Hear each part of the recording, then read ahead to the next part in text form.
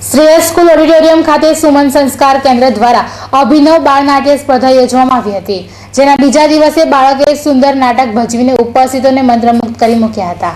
સુમન સંસ્કાર કેન્દ્ર દ્વારા માંજલપુર સ્થિત શ્રેયસ સ્કૂલ ખાતે અભિનવ બાળ નાટ્ય સ્પર્ધાનું આયોજન કરવામાં આવ્યું, જેમાં દ્વિતીય દિવસે શ્રેયસ સ્કૂલના વિદ્યાર્થીઓએ પ્રથમ નંબર નાટકને રંગમંચ પર ભજવતા સૌ ઉપસ્થિતો મંત્રમુગ્ધ થઈ ગયા હતા, જે સંદર્ભે નાટ્ય લેખક કલાપી ધોળકિયાએ માહિતી આપી હતી।